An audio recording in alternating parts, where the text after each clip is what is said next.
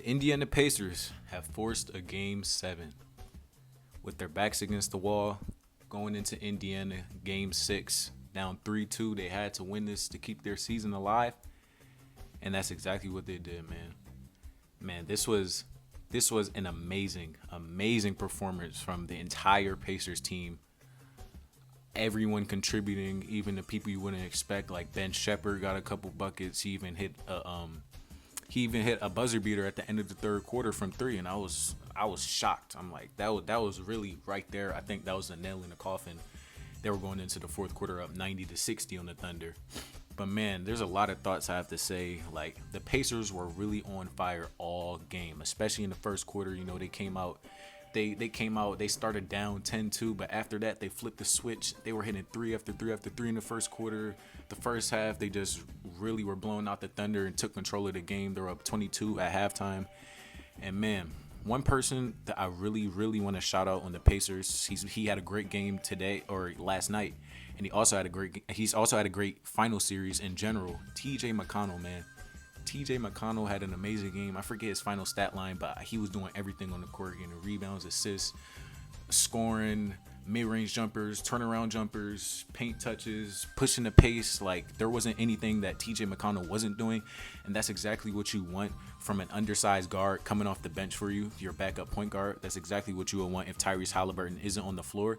And I actually heard this on the broadcast when I was watching the game last night.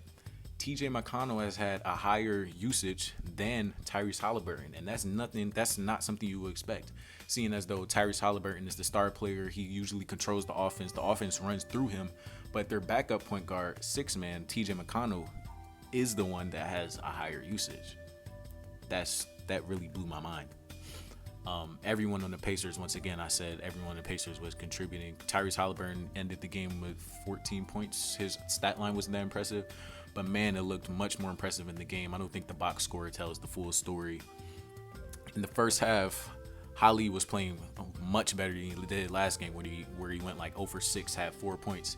He was playing amazing. I think he played amazing, great help side defense. He was getting a lot of steals. He was putting pressure on people off ball. Like, he was doing a lot on the defensive side of the ball as well as offense. He was scoring on the left side of the court. You know, a big conversation coming into this game was that he couldn't score on the left side of the court. He hadn't made a jump shot on the left side this series, and that was a huge talking point. Even he heard about it, and every time he was scoring the left, if it was like it was a left hand floater, left hand jump shot, left hand three, whatever it was, he would start bragging to the crowd, like showing his left hand, telling everybody he can go left, he can score on the left. And I think he had an amazing performance, despite what the box score might say. Pascal Siakam also had a great performance. You know, one of his highlights in this game in the first half, he had a poster on J-Dub. They're on the fast break. Holly dribbling down, no look pass to Siakam. Siakam is breakaway dunk right on top of J-Dub. That the crowd fired up. You know, Siakam was hitting a lot of fadeaways and a lot of jump shots, taking advantage of mismatches.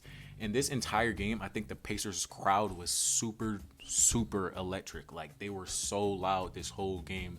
I heard individuals screaming, like not even just the whole crowd. I literally heard individual people screaming the entire game. Everyone was so loud, every bucket. The Pacers crowd was standing on their feet, screaming. I think it was electric the whole game, even when they were up by like 30 points. And then at the half, like I said, the Pacers were up 22 on the Thunder at halftime, and that was the largest lead of the series for Indiana. And this lead, as you know, would get even more crazier as the game went on. Indiana really dominated the first half, but the whole game as a whole. And I think even for the Thunder, even though they had a horrible game, and I'll get to that later, I think both teams were very active on defense. Now, you know, OKC did have a lot of breakdowns and like left people wide open for three and wide open in the paint. Like, I remember Miles Turner just got a easy paint dunk. I think it might have been off the inbound or just like an easy pass, and he just dunked it, and there's no one in sight to even stop him. But at least for Indiana, they were active on defense this entire game. They really put a lot of pressure on Shea. Shea ended the game with 8 turnovers, and that was actually more turnovers than field goals made. Shea didn't have his greatest game at all, especially not to his standards. The Indiana bench was also doing great at the end of the first half. The Indy bench was outscoring OKC's bench 19-3. So everyone on Indiana was contributing from the jump. And especially it got even more crazier as the game went on and they got to the fourth quarter and all that. But I also think in the first half, like I already told you, like TJ McConnell had an amazing game. He was doing everything.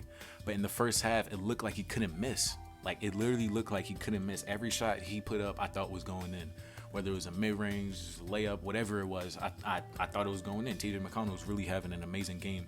And this entire game as well, I was talking about the pressure that Indiana was putting on OKC defensively. They were really playing OKC ball against the Thunder. Like they were forcing a lot of turnovers. They were staying in the passing lane, pressuring their star players, and really putting a lot of pressure on the perimeter as well, because OKC this entire game they could not make a three. Like it was insane. I remember at some point they were like 1 for 12 from three. They couldn't make a shot from outside, and it was crazy.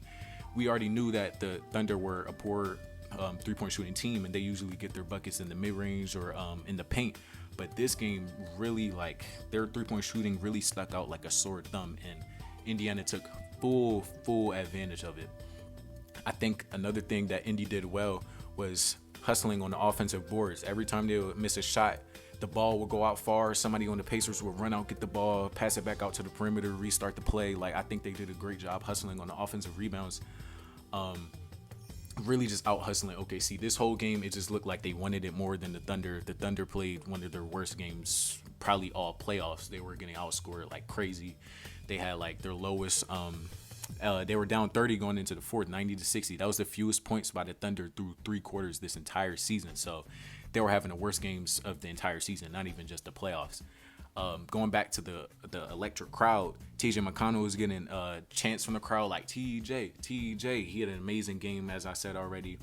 Obi Toppin was getting chants from the crowd. Obi Toppin was making a lot of threes, and man, I have a lot to say about Obi Toppin. Like, I love his game. Like he's come a really far away from not getting minutes on the Knicks to coming to the Pacers, getting traded for 2 second-round picks, and given the Pacers very quality bench minutes in the NBA Finals now. He hit a lot of threes, and his jumper is just smooth. Like I really like his jumper. Like every time he put up a three, it looked like he's going to go in. If it does go in, oh well. But he's really a great shooter. He's improved. He's improved that part of his game a lot since he was drafted. But also another person I want to give praise to was Ben Shepherd. Man, Ben Shepherd had a big moment, as I said, the third quarter buzzer beater. But he also came in off the bench hitting a lot of shots, as everyone else was on the Pacers. Like it was like their whole team was just on fire. Another thing that happened in the fourth quarter, we already knew that the game was over by then. The OKC was subbing in their bench. None of their stars were really on the floor. Indy was kind of subbing in their bench too. They might have kept like 1 or 2 starters in, but by the time it was the fourth quarter, everybody knew the game was over. Like I think this entire game, the Pacers played the best possible game with everybody contributing, and OKC played the worst possible game they could have played ever. Like none of their shooters were hitting, none of their players at all were hitting. Chet Holmgren had a horrible game on the offensive side of the ball, but you know his defensive impact. With his defensive impact, you have to keep him on the floor for that reason. But no one on the Thunder could hit shots, especially Shea. Like as even Shea, like it's crazy because even when the Thunder aren't hitting shots, Shea is usually the saving grace. He usually gives you 27 to 30 points to 30 plus points, and he can be the bright spot when things aren't going well for them. But even like today, even Shea was having a bad game. So the Pacers really locked in coming into this game. They really weren't trying to have their season end and force that game 7. So I think this was a great game by Indiana. And now that we're going to game 7, this is anybody's series. Game 7, it could go any way. It could be a blowout. It could be a close game. It could be a game winner. We have no clue what's going to happen. So this is anybody's series. Anyone can win game 7. I initially picked the Thunder to win, and my gut is telling me to pick them in game 7. But hey, man, I was cheering. I was rooting for Indiana this game, even before this game started. So I'm just gonna go Pacers in 7. I know I'm changing my prediction, but I'm going Pacers in 7. I'm rooting for the Pacers. I hope they beat the Thunder in game 7. It would be a great storyline. You know, one of those 2011 Mavs run. That's how this ring would be. And that's crazy that Rick Carlisle actually coached the 2011 Mavs, and now he's coaching the Indiana Pacers this year. But if they win the ring and Holly gets a ring and the Finals MVP, even, man, the conversations are going to be nasty.